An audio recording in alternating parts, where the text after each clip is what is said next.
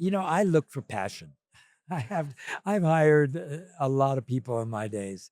And when I see someone in a med spa who walks the walk, who is excited and enthusiastic about nutrition and exercise, that's the That's the person, champion. that's my champion. And I love finding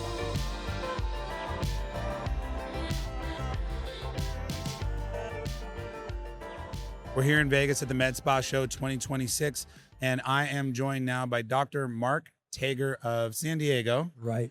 Thank you so much for joining us, Dr. Tager. My pleasure. And I've had the distinct pleasure of working on a panel with you. We've taught together before. Yes, that's how we met, and I remember it very well. Several years ago, I was giving a talk in Miami, and you were the moderator of the panel. And I don't remember if I was sort of nervous or something, but I just remember, because I don't normally get nervous talking, but I remember talking to you, and you were very calming to me. Thank you. Yeah. I've actually have a business where I train practitioners to give talks and presentations. And I'll share with you the one thing that Yeah. I tell every one of them. It's a mantra that I was given Yeah. years ago. 4 statements. You say to yourself, I'm glad I'm here. I'm glad you're here. I know what I know, and I care about you. Now, if you walk through those 4, I'm glad I'm here. Yay, I'm glad I'm here with you, Max. Yeah. I'm glad you're here. Hey, thanks for taking your time, buddy. Yeah. I know what I know. Some people know more, some people know less. My synthesis is my synthesis. And I care about you. So I'll stop talking now and let you talk. Gosh, I love that so much. So when we do these podcasts here, I used to try to really think about who should be, and I do it off feeling now. I'm like, I really like this person's energy. I want to interview them. And I don't even know everything they're up to, but that's great. I'll ask them in real time right on the podcast, and that'll be the show. And I get to know people, and then hopefully our audience gets to know how they're bringing value to the world and what they can bring. We show this to our clients, and our clients can hear about this. But I remember, I think you got up and gave a little preamble before the panel, and I just remember feeling like, oh, I feel great. I'm in the right place. And I went up, and I had a packed room, and I really felt good about that talk. So I think you helped me. So what's interesting about that is if you ask many people, they will say, wow, giving a talk, I'm so nervous. For me, and I've given many talks, but the one, it's like meditation. Because in my world, I do a lot of stuff. But when I'm up speaking, I only have one thing to do, and that's to be there with the audience and to vibrate with them, to contribute to stay authentic. My Yeah, message is yeah. my message. Yeah. It's different from your message. Yep. But it's a fun part of the work that I do. I love that. That's so cool. So let's talk about the work that you do, because you are, as I said, Dr. Mark Tager. You are a doctor by trade initially, but you're not practicing now.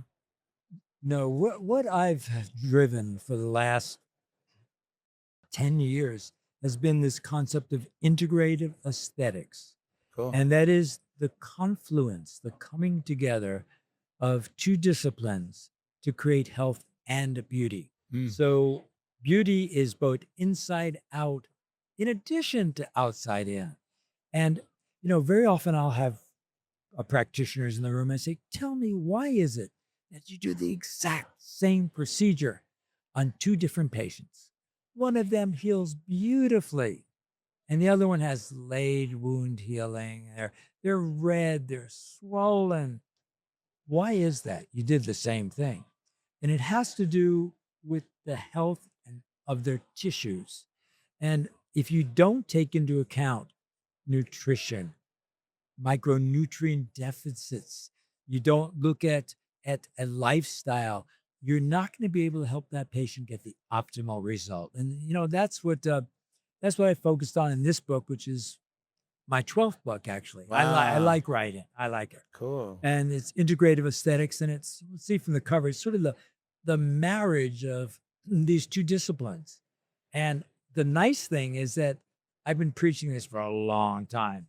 The field is finally catching up. And you know who we have to thank? The GLP-1s. Oh, Because tell if me. you look at the med spas, 70% are doing GLP-1s. Yes. They have moved from outside in to inside out, which means now they have to confront metabolism, personal genetics. Why is that patient losing weight, but not looking good, not having fatigue, having their hair fall out, muscle issues. So I think this is an exciting time for me to be in this space. I mean, I had my sail up a long time. Finally, the wind is coming up. I love that, Dr. Tager. We've seen a huge merging of wellness and aesthetics. Broadly speaking, wellness, integrative medicine coming into a lot of what would traditionally have just been considered med spas. And there's almost a new term that's needed for it. Perhaps it's what you've coined. Well, it's integrative aesthetics. Yeah. You know, there's a point that I'd like to reference that I think is really important. And this is the unique aspect that med spas need to consider. For the most part, a med spa aesthetics is something you do to a patient. I'm going to stick this needle here. It's a transitive verb. It's a transitive verb. When you move into this integrative aesthetics, and now you're dealing from health from inside out, it is more what you do with your patient. Cool. So I think there's a philosophical shift that has to take place. Now, look, if you stay transactional, that's okay in the short run, but you will lose your patients to the practitioner who takes that time and that energy and works with the patient. I mean, there's things like diet. Yeah. Nobody makes money on diet. Trust me, on nutritional guidance.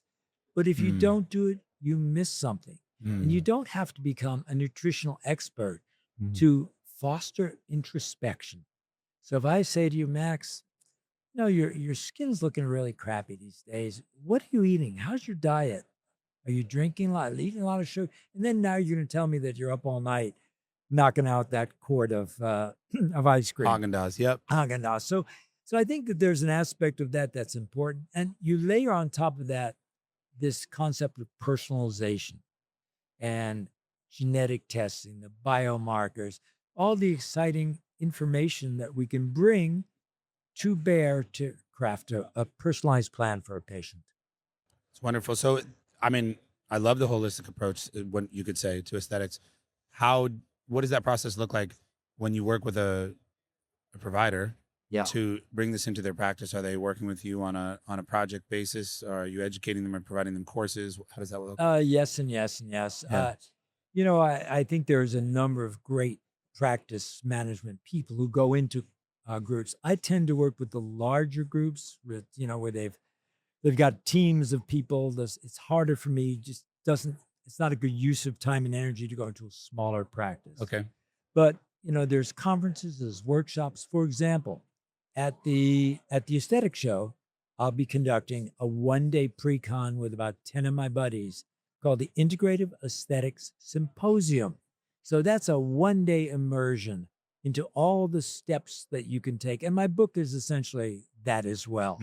The book is in part a practice management book, which is how do you introduce successfully a new product or service? And then which products and services do you choose from? Are you going to do hormones, peptides, metabolism, muscles, longevity, gut, brain, skin work? So part of that has to do with finding the champion in the practice, getting your people up to speed and getting them trained. I look for passion. I've hired a lot of people in my days.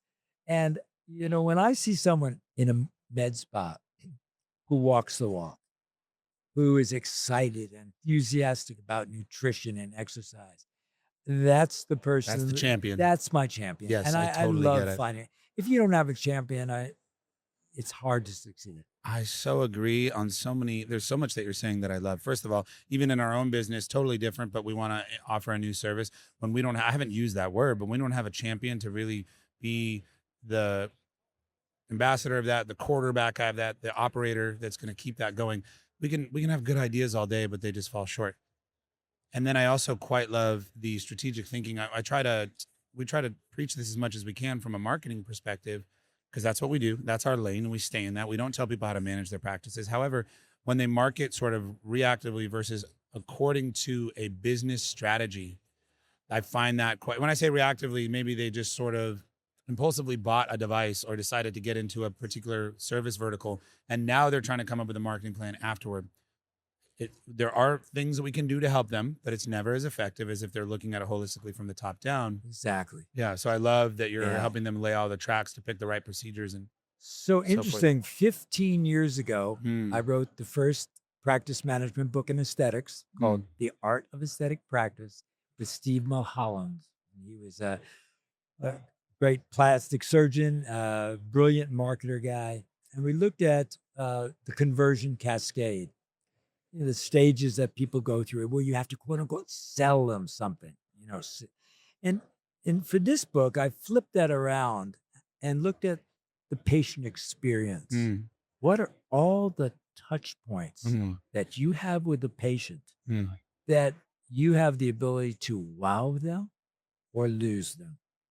And I think that's a really, really helpful. I've advocated, mystery shopping your practice for a long time. Yeah. Right? I mean, I can't tell you how valuable that is when someone says, well, I was in the bathroom and it was kind of messy and Yeah. there was dust on the blinds in the treatment room. And, little. Being able to see your business through the eyes of the way your patients see it is incredible. And I have to tell you something, it lost me a few friends, but when I was doing A4M, I was running practice management for them. I would get 100 people in a room and say, I tell you what, I need 3 volunteers and we're going to call your practice and we're going to play it on the loudspeaker. I can tell you I've lost 3 friends every time. You got a doctor's office. Can I help you? Oh, can you hold? When you ask them about the procedures, they say, well, we kind of just got that laser in the eye. I really don't know much about that. They never affirmed the practitioner. They never said, Dr. Smith is so good with his hands. When you come in, you will feel comfortable. He treats his mother, right? Yeah. His mother is going to be the toughest critic in the whole world. So, there's so many places where you really need to make sure you've got a magnificent patient experience. No question. I think a lot of people maybe think that you have to answer these questions at face value when it's not to say that you're dodging the point, but it's too much to answer over the phone. And really you just need to answer. It's not about answering their questions, it's about leaving them feeling a certain way. Exactly. Yeah. These are great. Affirm them. These are great questions. Yeah. Yes. I know you've got so much on your mind. Yeah. And when you and always go for the affirmative close. When you come to see us, Assume it. When you work with Dr. Smith, not only is he going to answer all those questions for you, but I know you've talked a little bit about nutrition and we've got a whole approach to getting you beautiful from the inside as well. So come on in. We'll be glad to answer your questions. I love this so much because what you've done is you've taken, I can't really answer that for you. It's personal. It depends on everybody. You have to come in to look at all this value you're going to get when you come in and we walk through this and learn all about you. And this expert is going to take his or her time with you. And you still didn't answer the question, but they go, wow, value. So the goal of that person answering the phone is to be so engaging and so charming and so positive that they suck that person through the phone lines. Yes, sir. And so their butt is planted in your reception. Yeah. And that is their goal. And it's not to be the knowledge keeper, the gatekeeper. Totally agree. And, so often they start off and they start talking about peptides or they start talking about a procedure. Yeah. That's not their place. But at every point along the way, and I think this is going to be more important now than ever. Why is that? I've gone through a couple of recessions already. I'm old enough to know that. We've got a real rise in the number of med spas that are popping up. Yep. I mean, every injector who wants to be free is doing their thing. Well, that's great. They're exploding. But at the same time, I think we're going to see some constriction with income and discretionary spending. I mean, we're starting to feel that. Now, we will be recession proof in the sense that people will probably skip their grocery monies to do their Botox. Yeah. They'll do a lower cut of meat. But I do think that the practice that excels right now, that really takes your guidance, what you do, and takes that to heart and listens to the recommendations and works with you to build that unique branded experience Yes. and base, Yes. they're the ones that will win. I completely agree with you, Dr. Tager. We do see through myself about 15 years in this space, we do see some resilience, some being recession proof, but it doesn't mean that you don't need to really tighten up. Yeah. At those times, the practices that are really on their game and are airtight really do the best. And I was just talking with a colleague in marketing about how, if you can get the same amount of leads, but increase your conversion rate a small amount on those leads, you can actually increase your revenue. And you haven't done any more marketing or spent any more marketing by a large amount. You can increase your revenue. I love the concept. Well, in this book, I've got my favorite chapter is the art of ethical selling. Cool. And you ask practitioners, when I say the word selling, what comes to mind? 90% say, oh, I hate it. It's ugly. It's, a used car salesman. 10% of the people say, oh, it's exciting. It's positive. But I think there's a taint to the word selling. When the truth is, anytime you are trying to influence another human being, you are doing selling behavior. If you want to get your kids to clean up after themselves, you're selling. Okay. So it's intriguing to me that what we're trying to do ultimately is to ignite in the minds and hearts of our prospects and patients a new possibility for them. I love that. So we're not selling them a syringe of Respirine. We are not selling them a device. Yeah. What we're doing is we are selling them the possibility in their minds and their hearts of something new for them. And if you get that, then you're not selling, you are igniting possibilities. And it's their decision. I love it. I'm not one of those people that thinks selling is a dirty word. I think there are very unethical practices that can take place in selling. And I really think those are just such terrible ideas. If only, while we of course need to care about the end consumer if they're being sold to unethically, but even if you're only looking at it selfishly, they don't hold up. You will have no longevity if you can. No business can sustain those kind of practices. But I believe selling is a beautiful thing. And the way I think of it, which I think is very compatible with what you just said, the way I think of it is it's enlightenment. When I take it that approach, I'm going to enlighten you on this. And at the other side of it, if once enlightened, it's not for you, then fine. Yeah. And if you've chosen wisely and you're spending your time with a person who you think is a good candidate, by the time you've enlightened them, they're reaching for it. And that's the new positive. You've enlightened them. That's why I say it's compatible. I love it. Flashed up in their brain, in their mind, and their heart. Don't get the heart part too. Because if you are a highly logical individual and you're just trying to sell on logic, you miss that emotive component. I totally agree. Yeah. I totally agree. Well, this is all wonderful. And it's cool. I didn't realize that the book and your training and your what you do, it crosses over it touches all kinds of parts of the practice, it sounds like, not just the clinical side. Yeah, I want to leave our viewers with one more little resource. Yes, sir. They go healingjourneysfilm.com. Okay. Healingjourneysfilm.com. It's a documentary series I'm writing and producing. We've got the first 2 up on our YouTube channel. We've got 2 more coming down the pike, one on metabolism and, ironically enough, one on hair regeneration from within. I need that. So we both need that, and we are follicularly challenged. Yes, that's Of correct. course, in my day and time, we didn't really have much, but I do now have my my Influx R&D hat, and that's the Influx Labs hat here. As Take soon off as your I get headphones the and pop that on. headphones Yeah, and pop that on. this. That looks so clean on you, dude. That's my favorite hat that I made, and I loved it that you picked it because it looks so cool.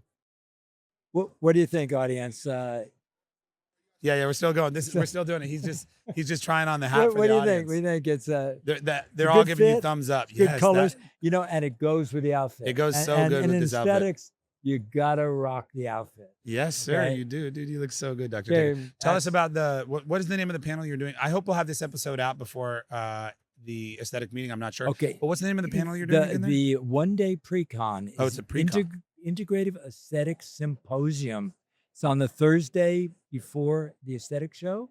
And we've got a cast of thousands. We've got some of the best people like Steve Soar, Amanda Holden, some really, Okay. really good folks there. And, we're just going to nail all the stuff, the hormones, the peptides, the personalized nutrition, genomics, testing, et cetera, et cetera. And you're leading that whole one day. Yeah, recon? well, I'm the architect of it. Sure. I'm actually going to speak to muscles, mitochondria, and the microbiome for metabolism, which is kind of something I've come to appreciate.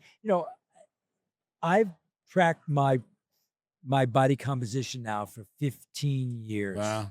I've stayed within 3 pounds in 15 years. But what happens with aging is, you lose muscle mass Yeah. and you gain, fat. Mm. And but if you are intelligent about that, and that's what longevity is about, you slow that progression. So I'm really at this phase in my life interested in what do we do to slow that process down. And if you think about it, I started out, my second book was called Planning for Wellness. It was in the 80s, early 80s. And wellness was the big word, the big rage. But now that's been supplanted to some extent by longevity and a segment of the population that's aging. You hit menopause, you get older, menopause, you turn and become more interested in longevity. But what that is an umbrella upon which we do this. And I think this concept of really tracking your biometrics, particularly, I like body composition, heart rate variability. I co-founded with Dr. Peter Stotts, the Vagus Nerve Society. That's with A. We're here with an E. Yes, but yes. the big Vegas, difference, big difference. So I think all of those are, important things towards a journey. And when I really believe about what we do, is it's about transformation. And as a clinician, when I used to see patients, I would sit there, if you were my patient, and I would listen to you, and I would look for the hook. Can I find your hook? Can I find your why? Is there anything that I can say or do to unlock new motivations for you to change behavior? Now, I can always inject you. So what? But if I want to make a meaningful shift in what you eat, how you exercise, what you think, what you feel, the kind of quality human being you are, then I have to find those hooks. And that brings us back to aesthetics is doing something to people. Integrative aesthetics is doing something with people. Yeah, I love that. And also for people. And for some ways. yes. And it's for them. Yeah. Not for As you stated. And I'm here with you, and I'm grateful I'm glad I'm here. I'm glad you're here. I know what I know. I care about you. So I care about you, Max.